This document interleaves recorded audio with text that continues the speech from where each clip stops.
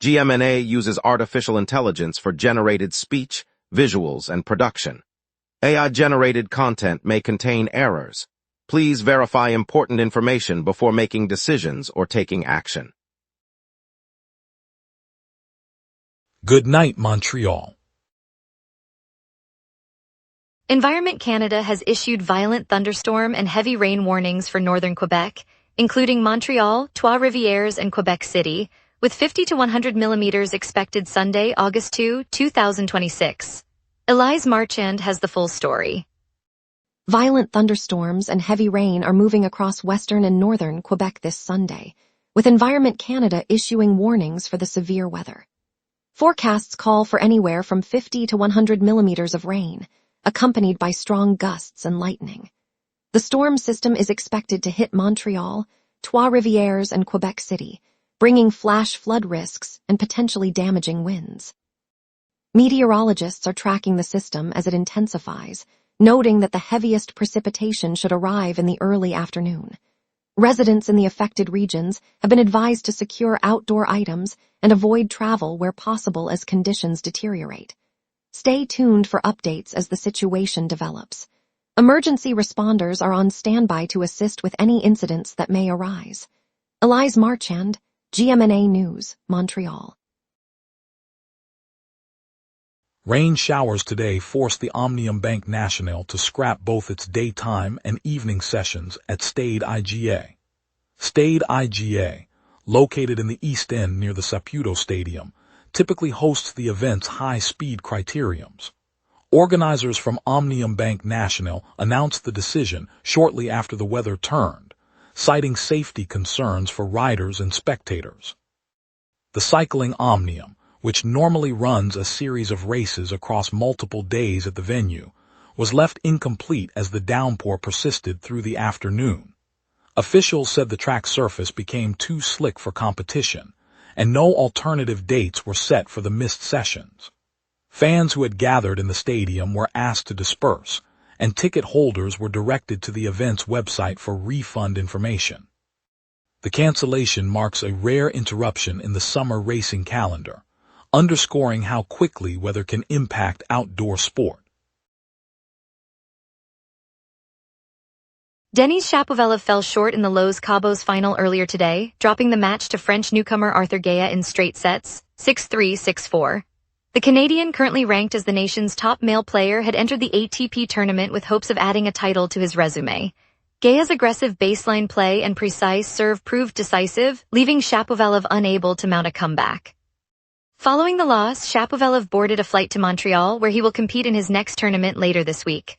The Los Cabos event, part of the ATP Tour, awarded Gaya his first title of the season, while Shapovalov aims to bounce back on home soil. The shift to the Canadian venue gives him a chance to regroup on familiar courts before the summer hard court swing intensifies. Officials confirmed his arrival in Montreal is scheduled for Thursday, with practice sessions slated for the weekend. Russian hackers have struck St. Niles water treatment plant, disrupting operations and raising concerns over Quebec's critical infrastructure. Authorities are investigating links to an organized Russian group. Anton Prevost has the full story. Late July saw a coordinated cyber intrusion at the St. Nile drinking water treatment plant.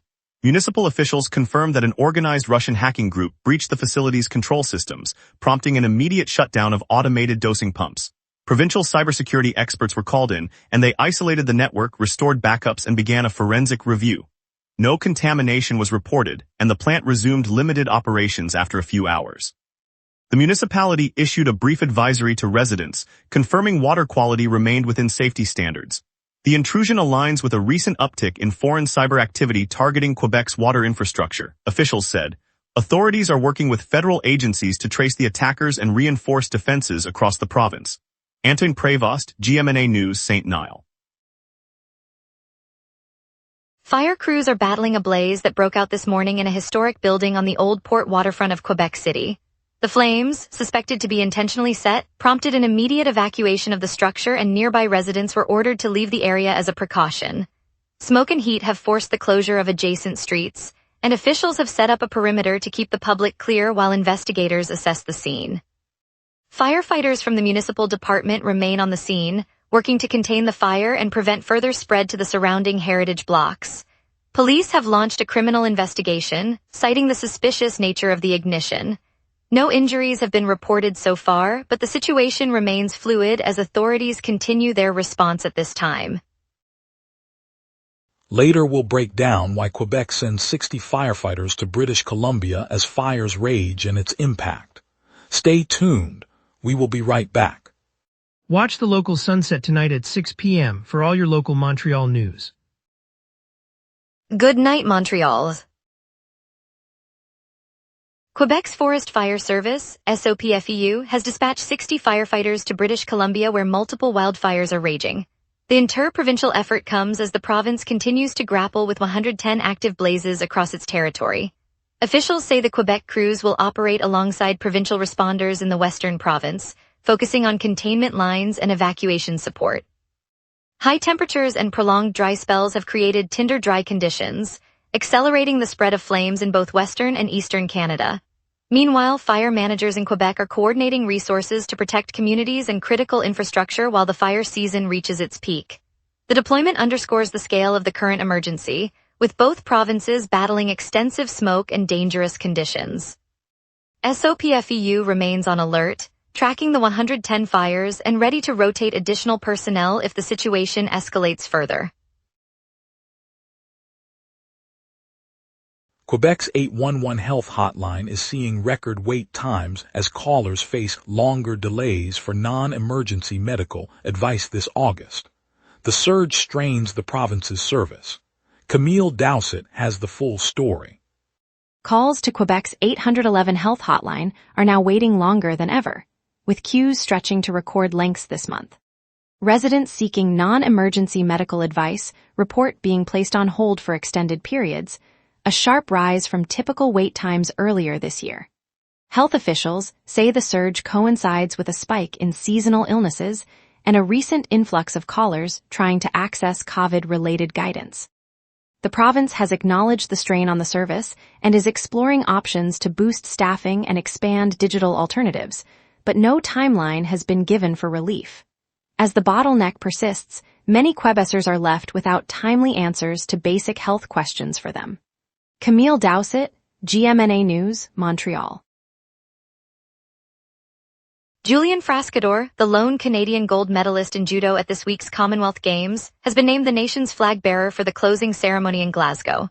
The ceremony, scheduled for next Monday, will see Frascador lead the Canadian delegation as the Union Jack is lowered and the Canadian flag rises.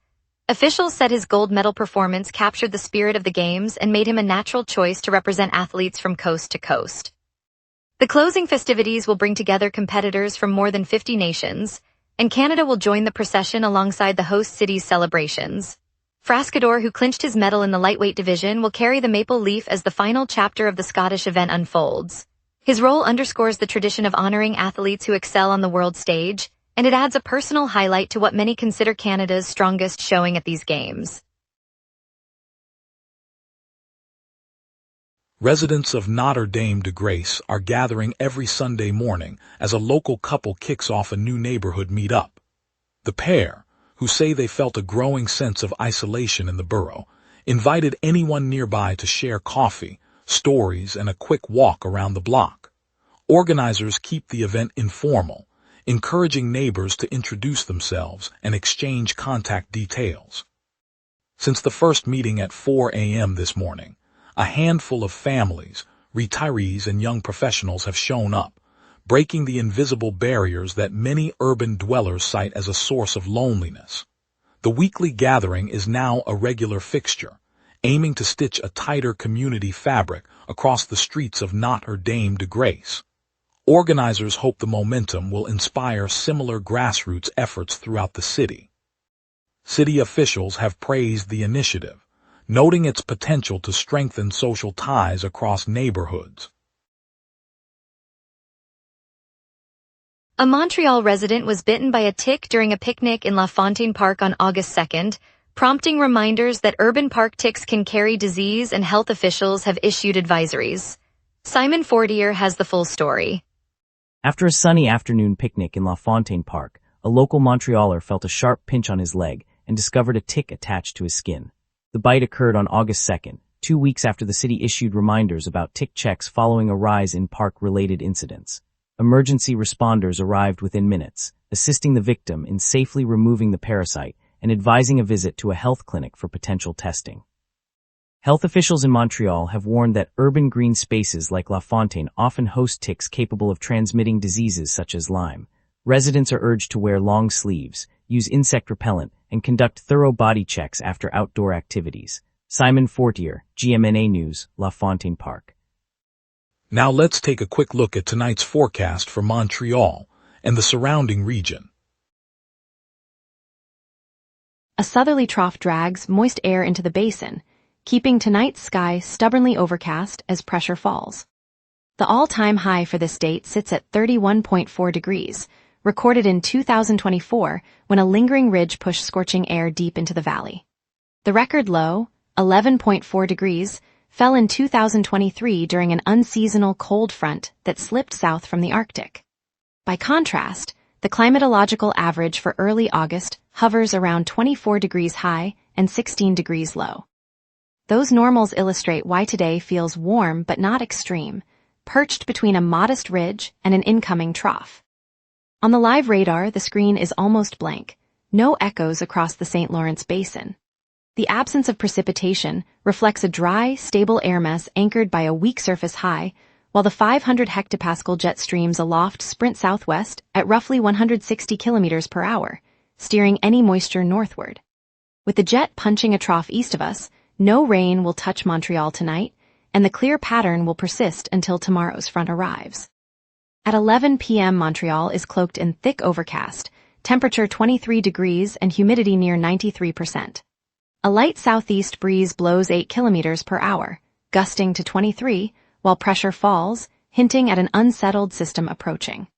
Aloft, a swift southwest jet at 160 kilometers per hour reinforces the trough, keeping the air mass moist yet stable, which explains the radar silence. Tonight clouds will linger, with temperatures dropping to about 20 before sunrise. By midday the ridge weakens, allowing highs toward 28 and a UV index of 4. Winds remain modest, max 15 from the southeast, and no rain is expected. A rainfall warning persists for the Saint Adèle, Saint Sauveur area, so residents there should stay alert. The calm night sets up a mild, mostly dry Tuesday, leading into the 5-day outlook. Monday opens with a high of 24 and a low of 16, clear skies dominating, but a 25% chance of rain lingering in the north as a weak disturbance nudges the fringe of the jet. Tuesday warms to a high of 26 and a low of 16, the sky remaining clear and the jet stream shifting east, keeping moisture at bay. Wednesday pushes the temperature up to 28 with a low of 18, still dry under a solid ridge that will dominate the middle of the week. Thursday sees the ridge erode, clouds returning and a high of 27, low of 21, with a 25% rain probability as the trough deepens. Friday the overcast persists, high 28, low 21, and a 40% chance of rain as the system finally slides north, bringing the first real weekend showers. And that's your weather. Remember, the wrap is also available as a podcast. Listen anytime on Apple Podcasts or wherever you get your podcasts. Up next, we'll check morning traffic, preview what's on today, and hear about our local sports season. Stay with us. We will be right back. Watch the local sunset tonight at 6 p.m. for all your local Montreal news. And now here's Jason with sports. Canadiens news heating up even as the offseason rolls on. Jacob Dobish is back in Montreal, and he is not hiding his ambition. The goaltender says he has 4 more years ahead of him devoted to one objective, winning the Stanley Cup. That kind of declaration from your crease tells you everything about where this franchise's mindset is right now.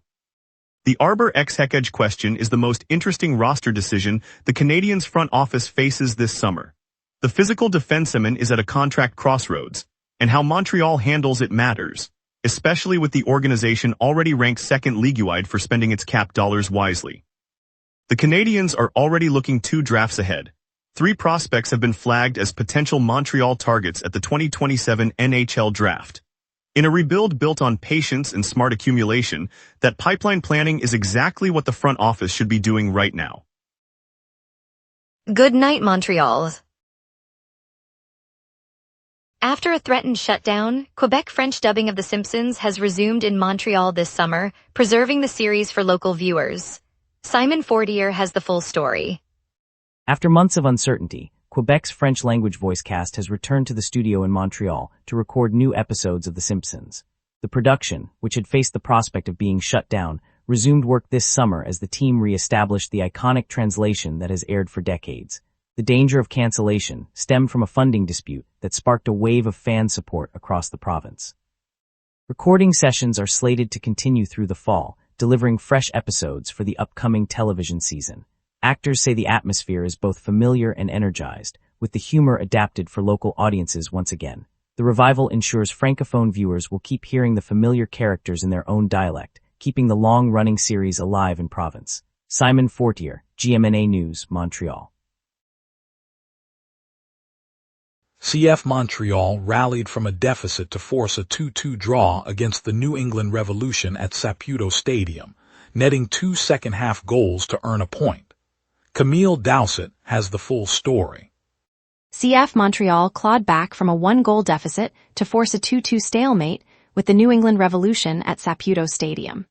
The visitors opened the scoring early in the first half, but the home side responded after the break, netting an equalizer midway through the second period.